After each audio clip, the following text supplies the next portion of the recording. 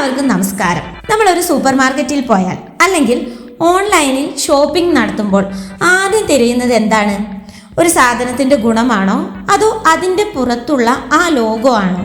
സത്യം പറഞ്ഞാൽ ഒരേ ക്വാളിറ്റിയുള്ള രണ്ട് സാധനങ്ങളിൽ നിന്ന് നമ്മൾ എപ്പോഴും ഒരു പ്രമുഖ ബ്രാൻഡ് തിരഞ്ഞെടുക്കും. എന്തുകൊണ്ടാണ് നമ്മൾ ഇങ്ങനെ ചെയ്യുന്നത്? ഇതിന് പിന്നിലെ ആ രസകരമായ സൈക്കോളജി നമുക്കൊന്ന് നോക്കിയാലോ. ആദ്യത്തെ കാരണം വിശ്വാസമാണ്. ഒരു പുതിയ കമ്പനിയുടെ സാധനം വാങ്ങുമ്പോൾ നമ്മുടെ ഉള്ളിൽ ചെറിയൊരു പേടി ഉണ്ടാകും. എന്താണ്? ഇത് പെട്ടെന്ന് കേടാവുമോ അല്ലെങ്കിൽ പൈസ വെറുതെ ആവുമോ എന്നൊക്കെ. എന്നാൽ ഒരു വലിയ ബ്രാൻഡഡ് സാധനം വാങ്ങുമ്പോൾ നമ്മൾ പണം നൽകുന്നത് ആ സാധനത്തിന് മാത്രമല്ല, ആ കമ്പനി വർഷങ്ങളായി ഉണ്ടാക്കിയെടുത്ത ആ ഉറപ്പിന് കൂടിയാണ്. അപരിചിതമായ ഒന്നിനേക്കാൾ പരിചിതമായതിനെ സ്നേഹിക്കുക എന്നത് നമ്മുടെ തലച്ചോറിന്റെ ഒരു പ്രത്യേകതയാണ്. രണ്ടാമത്തെ കാര്യം എന്ന് പറഞ്ഞാൽ നമ്മുടെ തലച്ചോറിനുള്ള മടിയാണ്. ഇന്ന് മാർക്കറ്റിൽ 100 കണക്കിന് ഓപ്ഷനുകളുണ്ട്. ഓരോന്നിന്റെയും ഗുണവും ദോഷവും ഇരുന്ന് പഠിക്കാൻ ആർക്കെങ്കിലും സമയമുണ്ടോ? ഇല്ല. അവിടെയാണ് ബ്രാൻഡ് ഒരു ഷോർട്ട് കട്ടായി വരുന്നത്.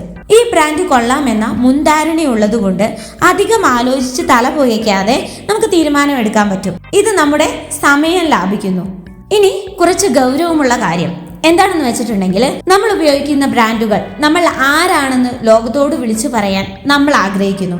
ഇപ്പോൾ ഒരു ഐഫോൺ കയ്യിലിരിക്കുമ്പോഴോ അല്ലെങ്കിൽ ഒരു ബ്രാൻഡഡ് വാച്ച് കെട്ടുമ്പോഴോ അല്ലെങ്കിൽ ഒരു ബ്രാൻഡഡ് ഷർട്ട് ധരിക്കുമ്പോഴോ നമുക്ക് കിട്ടുന്ന ഒരു കോൺഫിഡൻസ് ഉണ്ടല്ലോ, അത് ആ ഉൽപ്പന്നത്തിന്റെ ഫീച്ചേഴ്സിനേക്കാൾ ഉപരി അത് നൽകുന്നത് ഒരു സോഷ്യൽ സ്റ്റാറ്റസ് കൂടിയാണ്. ചുരുക്കത്തിൽ ബ്രാൻഡുകൾ വിൽക്കുന്നത് വെറും ഉൽപ്പന്നങ്ങളല്ല, മറിച്ച് വികാരങ്ങളും ഉറപ്പുമാണ്.